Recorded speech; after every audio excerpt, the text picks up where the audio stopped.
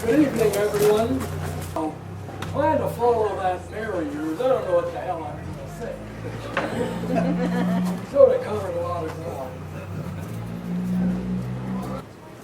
Anyhow, when I arrived here in Pemberton with my family in May of 1957, and I want to tell you, it was a different place than what it is today. Just on the edge of town out here, there was a little sign that said, Pemberton, population 89. I was going past that sign a couple of days later, and somebody had painted over the 89, and it was now 92.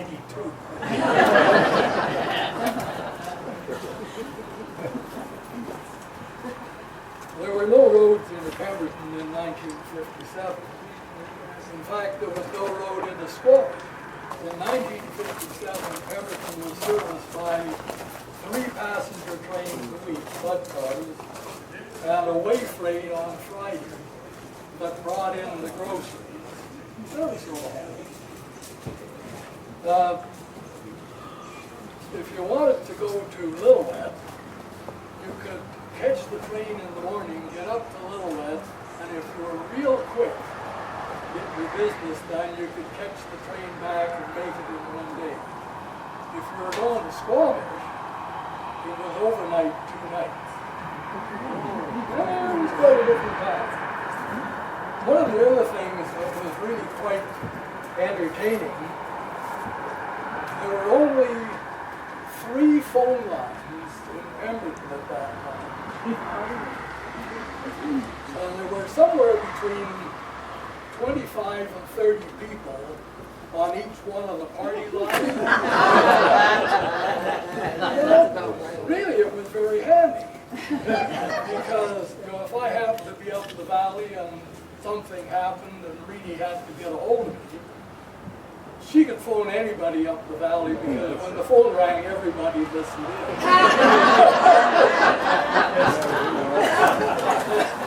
And she'd say, whoever's on there, if you see Jack, tell him that there's a fire up at the Vine or something. And so, sure as hell, somebody would flag me down and tell me, your wife called and you've got to get back because...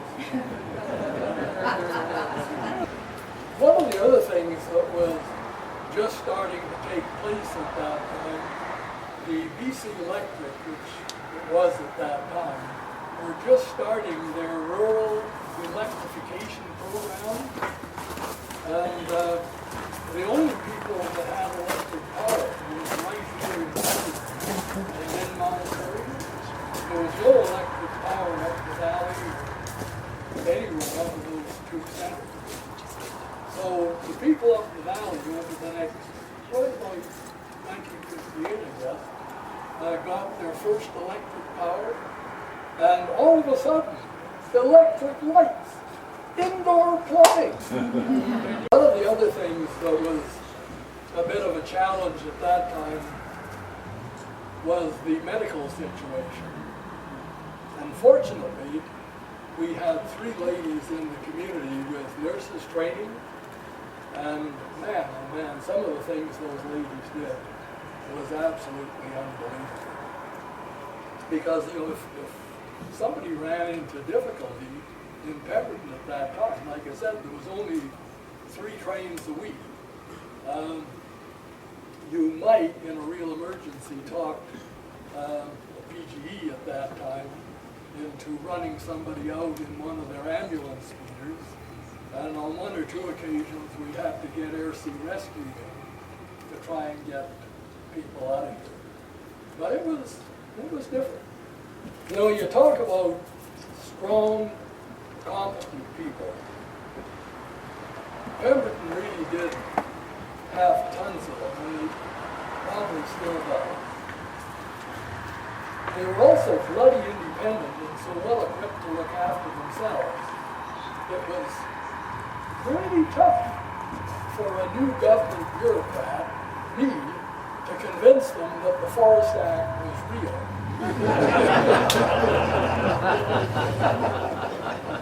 I can remember one conversation with old Jack Decker, who's the magistrate, and he's looking at this thing and he said, "You mean to tell me that this has been in force since 1912? And I went, "Yes, sir." He said, "I guess I better read it." And he did. Prior to my arrival in 1957, Pemberton had been sort of you might call it a distant part of the Squamish Ranger District. In 1957, the decision was made to make Pemberton a separate ranger district. And as luck would have it, I was selected to be the first ranger. There's some stories there, and we may talk about them later. But anyhow, when I got here, Pemberton was a one-man station. And my instructions were that if I needed any help for any reason, to try my luck at borrowing somebody from Squamish on a temporary basis for a day or two. And other than that, Reedy would act as my part-time clerk. So this was the situation for the first few months. However, as your mayor mentioned, the forest industry was really starting to develop. And when I took a look around the district and sort of sized up what was taking place and what was liable to take place, starting in 1958, we're going to get you an assistant ranger. We're going to build you a ranger station. We're going to build you a ranger house. This was in about, I arrived in May. This discussion took place in maybe August. And would you believe we moved into the new ranger house just before Christmas? And into the new ranger station, I think it was in February of 1958. But can you imagine government moving that fast?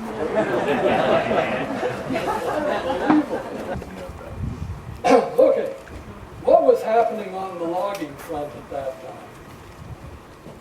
Because of the road situation, which was minimal, you really didn't see a lot of the forestry activity that was going on right from Pemberton. And I just noted down a few things there. One of the operations was at 16 Mile Creek, just this side of Alta Lake.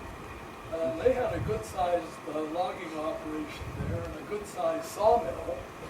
And they were shipping lumber and logs out to Squamish and Vancouver from 16 Mile Creek. At Tisdale Siding, Rutherford Creek, there was another good-sized logging operation going there. But getting from here to Tisdale at that time, that road was left a little something to be desired. In Mount Currie, there was the biggest logging outfit, and that was Cascade Logging, run by George Walker. And all of their logs were shipped out of a log yard over in Mount Currie. So you didn't, although a lot of the people lived here and sort of worked out of here, you didn't see the actual logs here. In the questionnaire, I had to smile about Andy Devine, because Blackwater Timber Company had really quite a good-sized mill at Devine, run by Andy Devine, who was quite a character. And they had their own logging side, as well as buying logs from 2 or 3 smaller operators in the area. And Ed was out in the bush knocking some trees down, so I wandered out there and gave a holler, and he shut his saw down, and we ended up sitting on this log.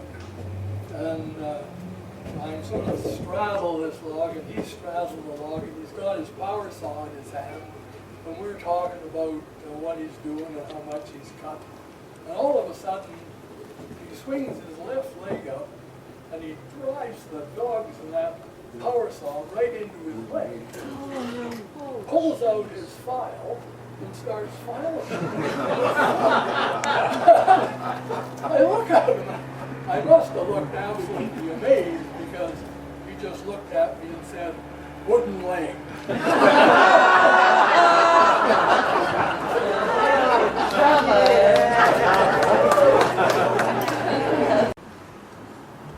In August of 1958, the highway between Squamish and Vancouver was completed, and in about 1964, they started doing some serious work on getting the highway from Squamish to Whistler there. And I think it was by about 1966 that we finally saw a road into Pemberton that you could actually drive on. And once that road got into place, things really started to change. I was transferred to Squamish as ranger in January of 1962, and it sort of put me in a position to watch how the road construction went, and also because I was still pretty interested in how things were going in Pemberton, to see what was happening. Macmillan Bloedel had a number of pretty large timber licenses well up the valley, and once that road was in, the decision was made that they were going to start to liquidate those licenses and sort of go from there. But on the other hand, over that time frame, the mill at 16 Mile Creek closed down. Danny Franks disappeared somewhere over the horizon. The Blackwater Mill at Devine closed down. And on the one hand, the activity immediately around Pemberton was sort of booming, but in the outer areas it was starting to slow down. And then as Whistler grew and the Olympic movement sort of caught hold and things started to develop in that direction, there were really very, very significant areas of timber between Pemberton and Squamish that were reserved for logging. And then to sort of top things off, in 1978, the Forest Act was rewritten. Ranger districts and rangers disappeared and were replaced by larger forest districts and forest district managers. At that time, the Pemberton Ranger District and the Squamish Ranger District were amalgamated into the Squamish Ranger District, and you no longer really had a decision-making voice right here in Pemberton. Remember, in the old days, firefighting was a local sort of a thing. Well, by about 1990 or so, the responsibility for fire control was taken away from the districts and was taken over by essentially a Victoria division. So the local people sort of lost a lot of what had previously been their purview. They started to come in with this thing called the Forest Practices Code. And it ended up being just, really in my opinion, nothing more than a paper nightmare. Tons and tons of paper and damn little in the way of results. And then as time went by, more and more responsibility was placed directly on the forest industry.